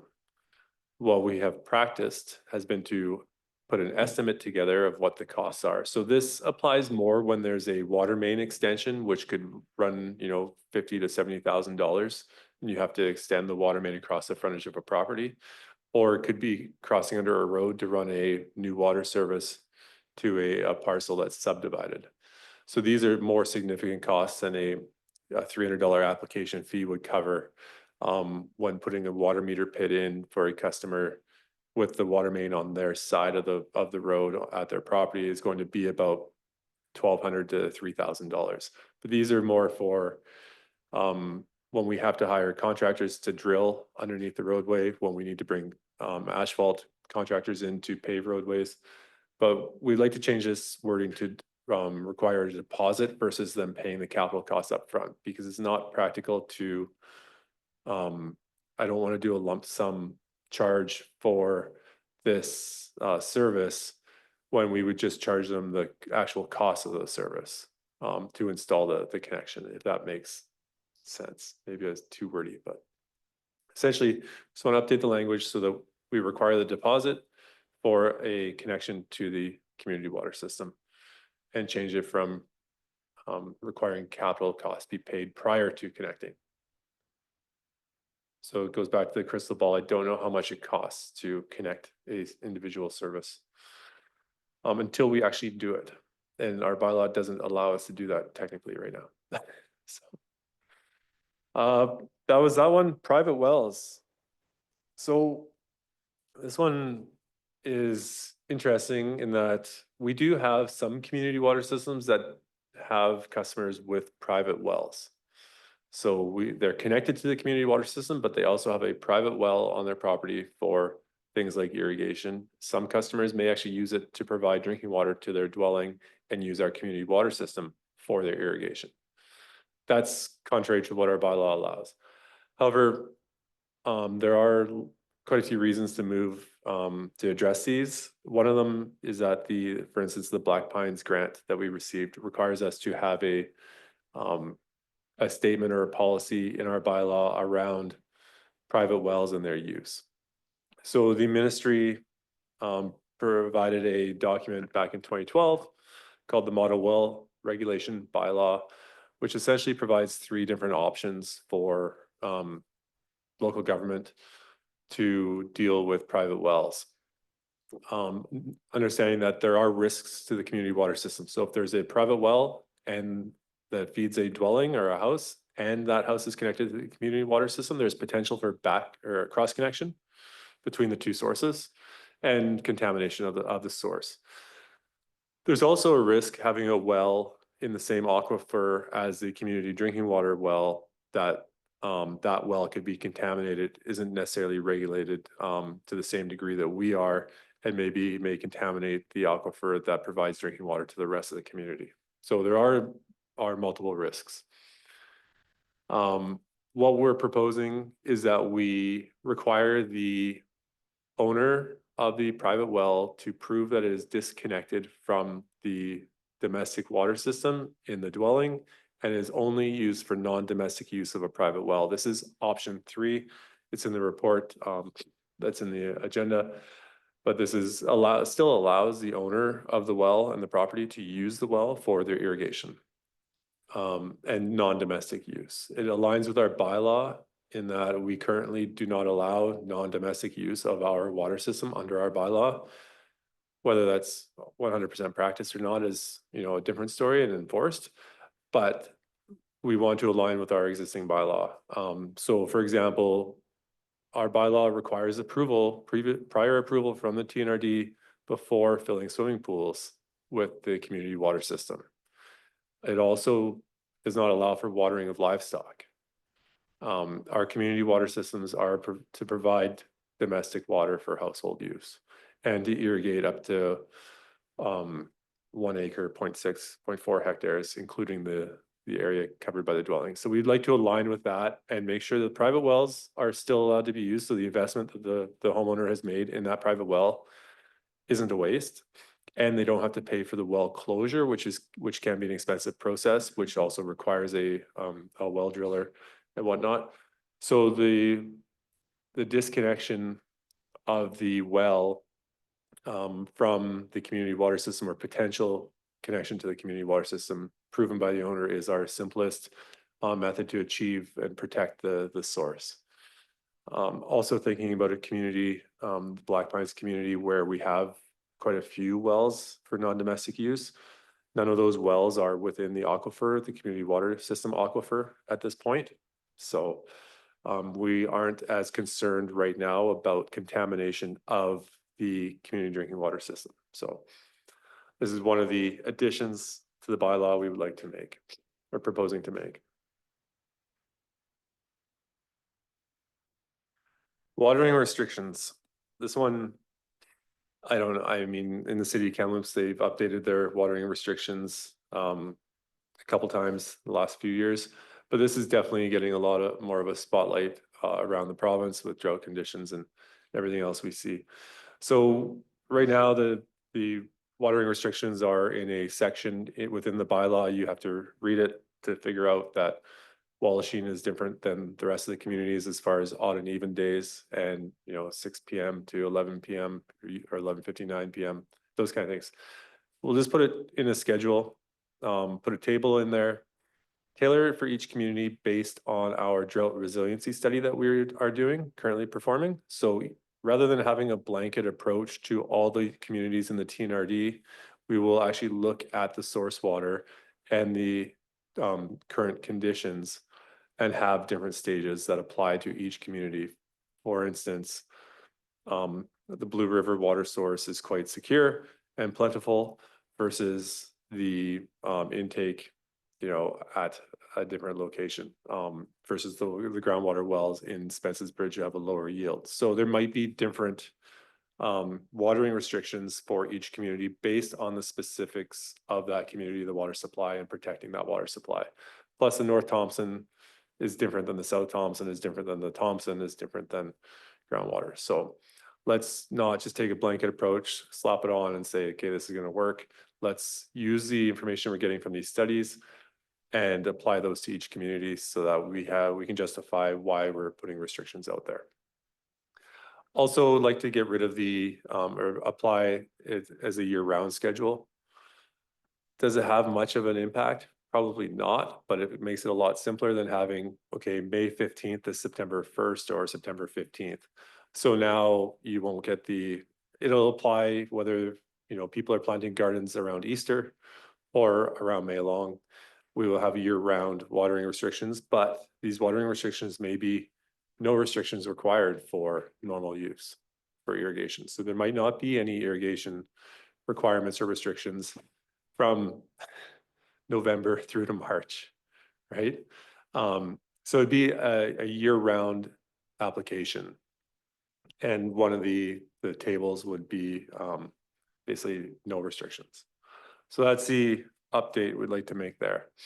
Also allows us to, again, quicker, easy lookup for the customers and quicker updates with the bylaw, just amending a schedule. Septic tank cleanouts, back to wastewater systems. So the Paul Lake Community Sewer System, the bylaw right now requires the TNRD to remove the solids from the septic tanks. Now, this is important because the septic tanks are a key part of the treatment system in the Paul Lake sewer system. So they do collect the solids and allow us to remove the solids from the source versus pumping them all the way through the system and then disposing them of trying to deal with them at the treatment plant itself, which can be quite expensive and also takes up useless space in the system that it would take up. Now, if the solids in the septic tanks aren't removed appropriately, it can impact our treatment system as well. So if we have too many solids carry over with the liquids into the treatment process, or even into the lift station that pumps, the pumping system that pumps everything to the wastewater plant, this can have adverse effects. So we still propose that the TNRD still looks after cleaning out the septic tanks as and when the TNRD determines. Some of the challenges we're having right now is the timing of the pump outs with some seasonal residents. So there are full-time residents. There's a mixture of full-time and seasonal residents at Paul Lake in that sewer system. This system was put in 30 years ago almost. And there's been quite a few improvements to properties around there. So now there's paving stone patios over top of septic tanks because the owners no longer have to worry about their tile field and disposing of their wastewater because it now just goes to the TNRD. So we would like to get rid of or expand on the one sentence that says that we can access it and we will pump it out, and essentially define some roles and responsibilities around the septic tank pump out at Paul Lake, similar to what we did with the water metering implementation program. Okay, we're going to put water meters in. Okay, we're going to pump out your septic tank. If you don't have your septic tank exposed, and we've tried 3 times or 2 times to made 3 attempts, say, to pump it out, and we haven't been successful because you haven't met your requirements or responsibilities, then we need a mechanism to essentially send our staff in there and get some cost recovery from that. So that's the update we want to make there. That's going to, still haven't figured out 100% how that's going to all be worded, but that's what I'm proposing. Just, yeah. So that's a summary of the report that's in the package. Any questions? Dr. Morris and then Dr. Sao. Okay, no joking moments here. We're on pumping and I don't know. So just a couple of questions, and I'll probably just sort of sit with you again. You were kind enough to do this about a year or so ago with me, but just to make sure that I'm updated. But the one question, the pumping out section vis-a-vis Paul Lake as an example. So this would be in a situation, we're doing that as a cost recovery, is that correct? Yeah, so I think this goes back to our very first utility services or committee meeting here when we did an overview of how all the systems work. So I forgive you if you've forgotten. The septic tanks, all the properties in Paul Lake were connected to septic tanks and then had disposal fields. The TNRD built a community sewer system that connected to the discharge of the sewer of the septic tanks. And then rather than require the owners to pay out of their own pocket to the contractor to pump those tanks out when the owner determined that it was required, the TNRD, as part of the parcel tax, collects the funds that goes to a budget line item that pays for septic tank clean out. And then we do it as we monitor the system and require the tanks to be pumped. So that service is provided by the TNRD and is paid for by the residents up there. This predates me, but I am assuming the intent was that the TNRD would be able to access preferred pricing versus all 100 homeowners up there, calling a contractor to come pump them out when they wanted to. We put out a contract to pump out 25 to 30 tanks at a time and give them the list and get it done. So I think that's why it was set up that way. But yes, to answer your question, the customers at Paul Lake pay the TNRD to pump out the tanks. So the costs are recovered for it. Dr. Sao? Thank you, Chair. Regarding the proving disconnection of the private wells, just a question around that. Would that be done with our staff, or would that have to be like a third party? The property owner has to pay somebody to inspect it. If we go with the route of staff verification, will we charge for that? And do we have an idea how much that cost would be? Thank you. Yeah, so part of this whole model well regulation bylaw guide for local governments from March 2012 by the Ministry of Community Sport and Cultural Development actually has a whole lot of considerations around well closures and whatnot. The well closures options that they provide could either be paid for by the owner of the well or by the local government. If it was paid for by the local government, we would have to establish a well closure service that would have to be funded somehow. They provide the third option, which I'm proposing to put in, of the well disconnection. There's a declaration of well use template. So if someone, for instance, in Black Pines has a private well, then they would fill out a declaration saying that they intend to use it for non-domestic purposes and comply with our bylaw, period. How would we enforce it or ensure it? How we roll this out is kind of we don't want to go and put this bylaw in place and be like, okay, show us right now that you're disconnected, right? So it'd be a matter of educating the customers. This is similar to water meter, the program, right? Years of educating the customers about the tools that we're providing and the benefits of it. And then same with this. Let's get some voluntary disclosure of how many wells are there. The province also maintains records of all the public wells, non-domestic use wells. we compare that, and we can also look with our water metering program too. We can also see if there's any potential backflow, and if there is backflow on a water meter, which is flagged, that could indicate that there's a cross connection at that property, and then further investigation may reveal that there's a private well that they haven't disclosed. So be a matter of getting some volunteer disclosure, and the process of rolling it out, the procedure isn't developed yet, but it won't be just a hammer come down on them. So that's it. Okay, sorry, no, thank you for that information, but sorry, I was more getting at like just a rough cost of either to the resident or to the TNRD, well, which is also the taxpayer. Yeah, so we wouldn't pay to have it disconnected. If I don't know what that cost would be to disconnect it, if it is even connected. We had a customer connect to our water system from their well, and their contractor took pictures of where they disconnected it.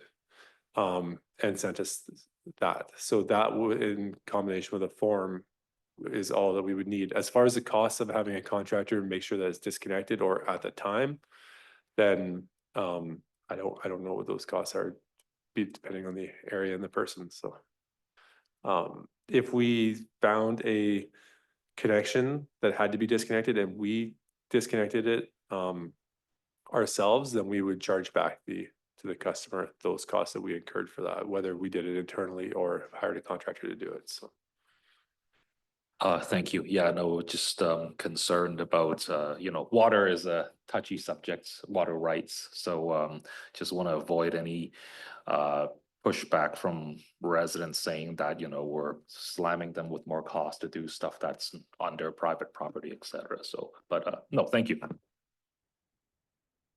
just to clarify, like the intent of the disconnection of the private well is that it doesn't contaminate the community water system. They're more than welcome to use it on their property. We don't want them to close it. So closure of a well is completely different than disconnecting. Closure would be shutting it down, fully not operable anymore. Disconnecting means just don't tie it into your house where it may tie in with our community water system. So. Okay, I have a question. Well, two questions. The first is on plumbing fixtures. I know that there's, whenever you go on Home Hardware and you're ordering a plumbing fixture, you got I think it's 2.2 to 2.4 gallons per minute. And then there's the middle one, and then there's the California one that doesn't work. And so do you have a recommendation on the plumbing fixture part of it that we talked about earlier? So the plumbing fixture, the Paul Lake sewer bylaw does refer to low flow fixtures. But I would defer to the building code and the building department as far as the fixtures go. For that, and rather than having it in a community water system and sewer system bylaw, leave it to the building department to worry about the fixtures and the flow rates and whatnot. So. The second question is those tanks that are up at Paul Lake, are they poly or are they old metal? They're all different.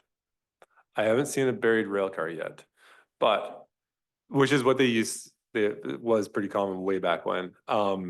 They're a mixture of concrete and poly up there, and they do get inspected with our clean notes as well. Who has the obligation to replace them, and who makes the decision as to timing of those? That obligation is on the homeowner of the customer, the owner of the tank. So our bylaw still requires it. It puts the ownership of the tank and the service line and the responsibility of any blockages and whatnot on the customer. Just the maintenance, not even the maintenance, but the pumping out of the solids of the septic tanks is the responsibility of the TNRD. So we don't take on responsibility for their tanks. So in the redrafting, that's going to be fairly clear that the responsibility for the tank replacement and the continuation in the system is the obligations on the owner. Because that can be expensive. Yeah, it's, I guess I just wanted to highlight the big changes as far, and I wasn't planning on changing all the language and definitions in the bylaws, just consolidating them together. But also taking that one piece out which is number 15 in the Paul Lake one. The frequency of pump outs will be determined by the regional district.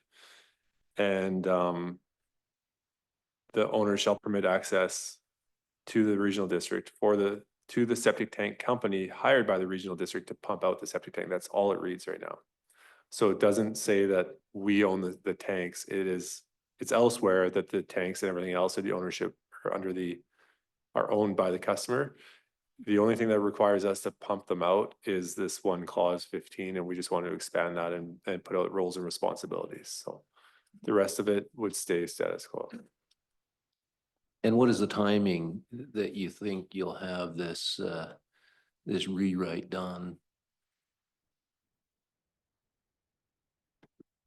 Yeah, I'll jump in on that.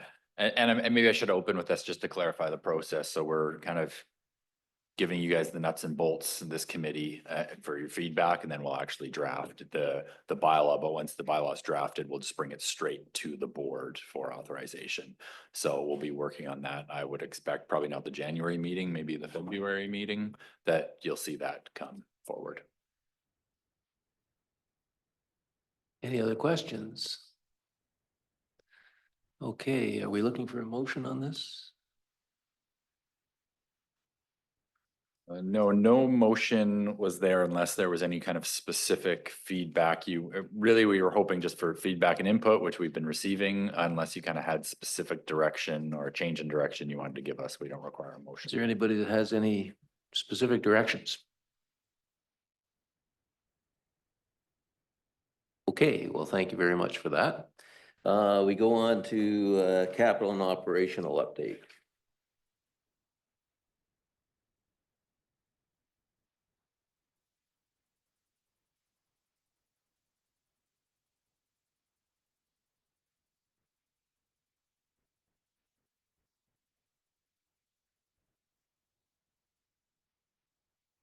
Okay. So we put together the capital and operations update into one quick slideshow this time, understanding that we'd likely be short on time and getting close to lunch for everybody. So we'll get through this. We'll just do a quick capital projects review, some operational updates, and then what's next. So one slide, capital projects. Pritchard Water Treatment Facility. Our last meeting early October was when our RFP for the construction contract for the Pritchard wastewater or water treatment facility closed. So the construction contract has been awarded to True Construction. The kickoff meeting is scheduled for next week. So this project is still going forward and getting a lot closer to a shovel in the ground. The Pritchard wastewater treatment upgrade, we also awarded a contract for the membrane supply to EcoFluid since our last meeting, and detailed design is underway. That supply contract was actually approved at the board meeting the day after our last utility meeting. So detailed design is underway, and once we have that, we will complete our application to Ministry of Environment for the permit, as well as put it out for construction contract. So still should be some alignment here with the mobilization and construction. Our current schedule for the water treatment facility is to have the civil works commence late December, early January this year, and through to June. And our wastewater treatment plant upgrade should be awarded by then as well, so that we take advantage of some potential efficiencies there. And then our third project I just wanted to update on was the Walshing Reservoir. So the design is in progress. I've seen we've done our first review of a draft design for this, and it's still going on. So we'll be pushing forward more in that January, February, and getting that out hopefully for construction contract in the spring.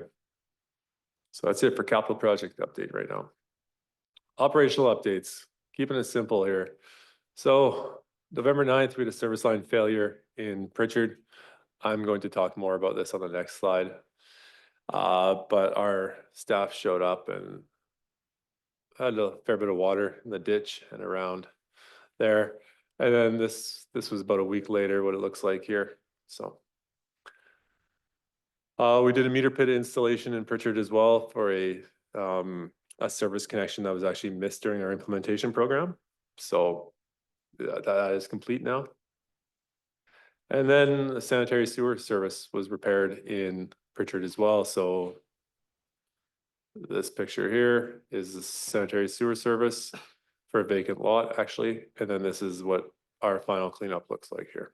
So just want to run you through the leak repair in Pritchard. It wasn't just oh, there's a leak, go deal with it and done. It's a little bit more complex than that. So the customer called us, they had noticed some decreasing pressure in their place. And they gave us a call.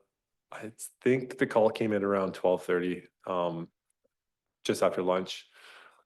No, on a Saturday of a long weekend. Always. I really do not like the Remembrance Day weekends because Black Pines froze up 1 year, 2 years in a row on that weekend. I've always been out in the field, getting out from behind my desk, but that's not the weekend I want to do it. So our operator was out there around 2:30 to 2 o'clock or 2 o'clock, 2:30-ish. And this is what they found. They found the water bubbling up and boiling out of the ground. And there was a fair bit of silt and mud around there. Like I actually showed up as well to try and locate the source of the leak, and my boots almost got left in the hole and in the mud there. It was pretty nasty. Also not a warm weekend. It was chilly. That wind was cold. So this water is actually covering up the curb stop. It took, I mean, that water boiling there is right around the meter pit. The curb stop is actually closer to the shovel. Couldn't be found for about an hour. I brought the locator, the metal detector out with me when I showed up. I was trying not to go out to this, thinking just turn off the curb stop. We'll deal with it next week. Unfortunately, it didn't work that way for me. Got out there, threw the boots on, found it within about 5 minutes with the metal detector. That's just how important some of the equipment that we have is to take with us, but also what we're buying on these, these budget items that you'll see, small tools and equipment. We buy 3 or 4 locators so that every truck has one. So when you show up to an event like this, you can find it. Turn the curb stop off, leak didn't stop. Managed to pull the meter pit cover off, and I was up to about just past my elbow trying to pull to actually get the shut off done in the meter pit itself.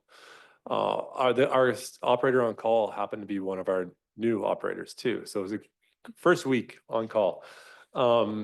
Great learning experience for him. This was actually awesome learning experience for Corey. And he did quite well. And just learning the infrastructure and how we do things. So then we isolated that section of main, reduced the pressure on it to trying to determine where this leak was. So was it downstream of the curb stop? Did the water service break at the curb stop to the customer? So it's their issue, not mine, on a long weekend? Or did it happen between the meter pit and the curb stop, which is still going to be our issue, and that's a long weekend? Or in this case, did it happen right at the water main, which is definitely our issue, and requires different resources. So we spent a fair bit of time trying to figure that out.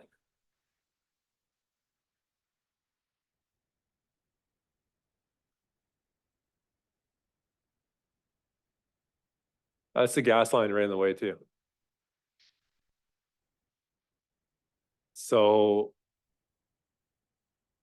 we're using spotlights because it's dark by now. It was dark at 3:45, 4 o'clock that day. We're using hydrovac. You can see that little opening there. That was actually all undermined from the water. So where the water was actually coming up out of the ground was 15 feet away from where the leak actually occurred. And it was just following the service line coming up at the meter pit because that's the most disturbed area. And that's where the water was showing up. So actually our vac truck operator there was standing, when he was originally starting, was actually standing on top of this essentially hollow space underneath that had been totally undermined by this water leak. The only thing holding that ground up was the root mat. And I was standing mostly because I was stuck in the mud by the fence, shining my flashlight and having a look at the excavation. And I'm like, asked him to stop and said, hey, like, you're basically not standing on anything. So he slid over and started excavating that area. in this picture, you can see it's a little bit difficult. That is actually the corp stop, and that's the water main right there. So that's from 1972, and that's a direct tap copper corp stop, tapped directly into the asbestos cement pipe. And that's about half the corp stop. So the rest of it's gone and corroded and toast. So this is when we talk about assets and renewals. These are, and what's the estimated useful life? Well, the estimated useful life on that one was from 1972 until November 9th. So, right, like that's failed. And I believe the next picture shows, oh yeah, I don't think I threw the other picture in, but this is some of the equipment that we need to get in there. So the vac truck actually cut out a bench for us over top of that, the asbestos, the AC pipe. So we could put our shoring cage in because this soil was not stable. It was super wet. And to make things even more fun, our typical equipment operator, our normal equipment operator was not available. Yeah, he was off on leave after being on vacation. And so we actually brought in one of our casuals who's qualified to operate some heavy equipment for us, but not super comfortable digging around when a gas main, not just a gas service, is a gas main that services most of Pritchard, runs right in the middle of the excavation. So we had the hydrovac out there. We had to get the hydrovac set up on Saturday of a long weekend. This is why we have relationships with contractors around here, so we can call these guys at 4:30 on a Saturday afternoon on a long weekend and say, hey, I need a vac truck in Pritchard, like right now. And they said, sure. 20 minutes later, their truck was dispatched. Meanwhile, we run back to town. We get our trailer with our equipment. We call in our casual who can run our equipment and gets our dump truck and our excavator and our shoring cages and brings all that stuff to site. I think we have an in with that casual because it also happens to be Quinn's dad. So it's like, we really need you, Rob. He showed up, answered the call. It was great, had this stuff out there. And all we did to fix that, well, let's go into Savino, more leaks, is for this night, actually, because we were getting to about 9 o'clock, we just turned the corp stop off at the main and then backfilled it with fresh material from the that we stockpile over the wastewater plant. And then we had the homeowner connect to the neighbor next door, because you can connect a hose bib to a hose bib and through a hose and provide water to them. And that worked for them for about 3 days until we get back out there with the resources that we needed to do a full completion of this. So the service line actually came off and the connection to the corp stop came off, washed all this out. And we had to replace the whole service from the water main to the meter pit and then put it all back. And obviously if I go back to, I won't right now, but one of the first pictures I had there with the compactor in the cutout excavation, trying to compact that back properly so that we don't have to come back next year after it settles to refill it. So you'll hear us talk about leaks and, oh yeah, we had a leak here, fixed it, leak there, fixed it. Well, it took 4 of us plus the contractor from basically the time we got the call at 12:30 in the afternoon to, I think we got home around 10:30 that night to address this one, simply because of where it broke. Had it broken at the curb stop, it would have been, everyone would have been done by 4 and the customer would have been with water then, and we would have dealt with it the following week. So Savina, more leaks. So we had a service cluster failure. This one, again, like just in this hole here, we have some poly pipe with a T that services a couple properties. One of those failed, that's our repair. While the repair was being completed, the curb stop, which is on the opposite side of the Savina access road, failed. So now we have another dig to do to replace that curb stop. Yeah, just compounding events here. And then we helped out one of the local businesses with some private standpipes that they had with their leaking standpipes and serviced them for them. Spence's Bridge, also another highlight. We replaced the pressure transmitter for the Spence's Bridge community reservoir supply. So we replaced that pressure transmitter. It's up and running now. So you can see in the little dials there, which is from our screenshot from our SCADA system, that all of our pressures are now reading and logged. And then we did a rehab on well number 3, which was completed last Thursday, I believe. So what's next? To EV or not to EV? I'm trying to be clever with this because I know that you guys want to go for lunch instead of talk about utilities anymore. So we have a pending retirement in September 2025. So we hired a temporary full-time operator in October. We actually hired 2 guys, one for a backfill and one for temporary full-time in October. And this means that our vehicles are fully utilized. So we have 4 half-ton pickups and 1 3/4-ton pickup plus 2 dump trucks. And with 5 full-time operators right now, that means Quinn and I get to drive around in a dump truck. So we'll park out back when we come to the next meeting. But it's okay. I mean, there are pool vehicles around and shared vehicles.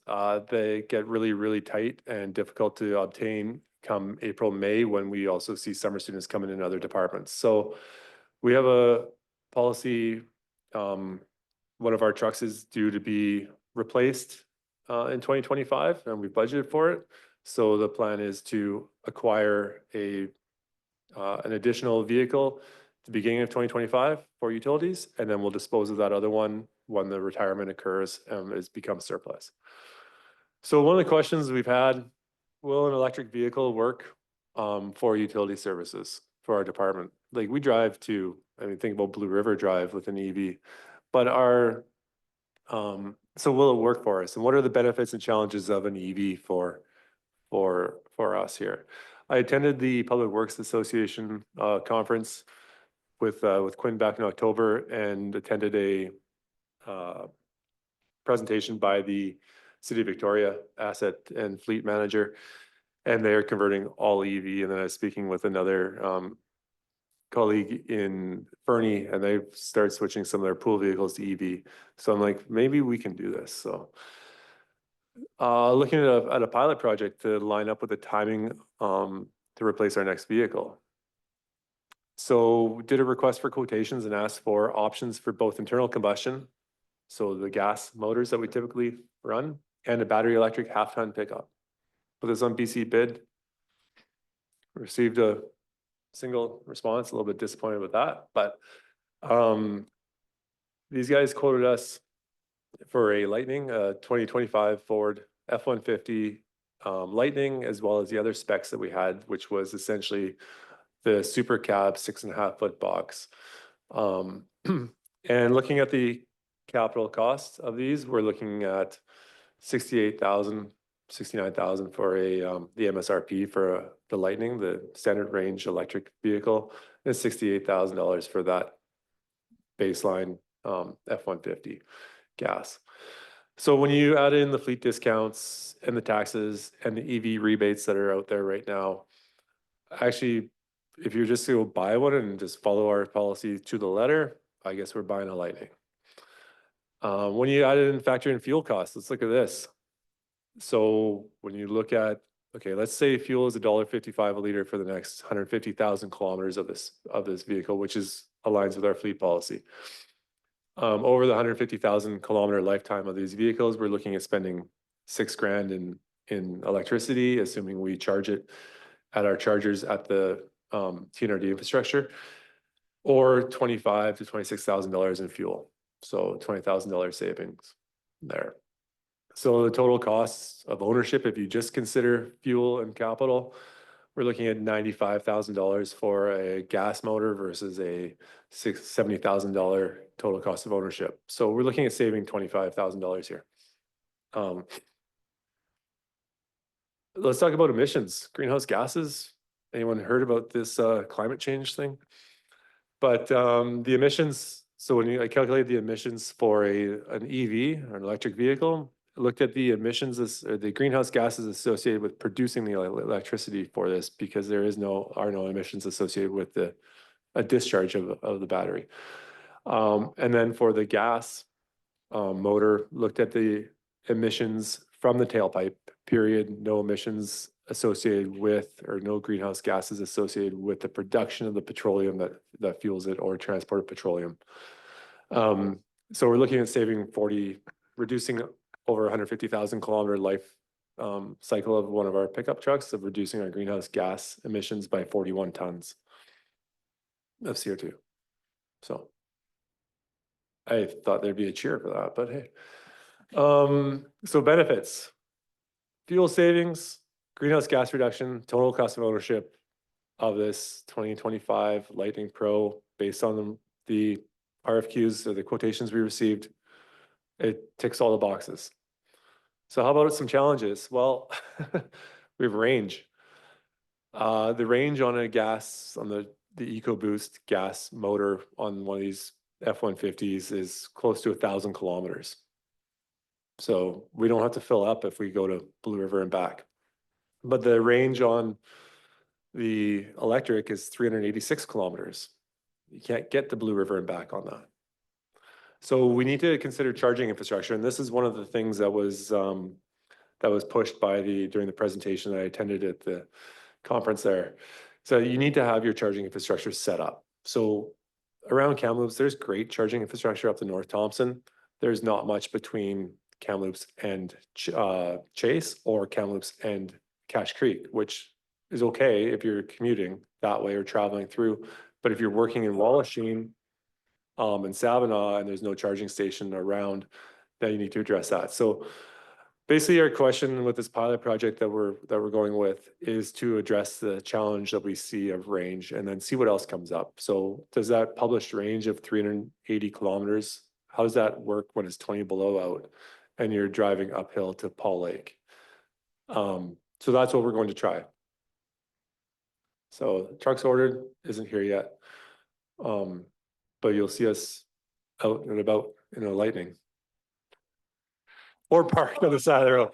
So I mean, there's a warranty and there's roadside assistance. They'll tow us to the nearest charging station within 25K. There's lots of stuff to consider with that. We looked at lots of it. There's a whole memo I wrote about this, and just to do a pilot project on it. We'll give it a try, see how it works. All of our loops, our typical loops that we run out of the Mission Flats office, are max 160 kilometer loops. So, and when we are planning on piggybacking with the Pritchard Water Plant and the Wallachine Reservoir, some charging stations there as well. So we will have access to those. Yeah, so that's what's next for us. There's a question mark, and then questions. Yeah, I'll just add to that before we open it up.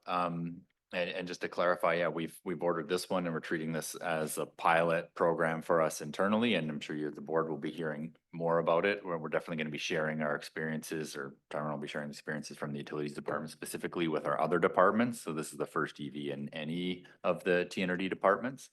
So at this point, we're not asking for, a change in policy direction from the board, but just letting you know that we're going down this path, and we'll be reporting back on how it goes, but open to questions or discussion.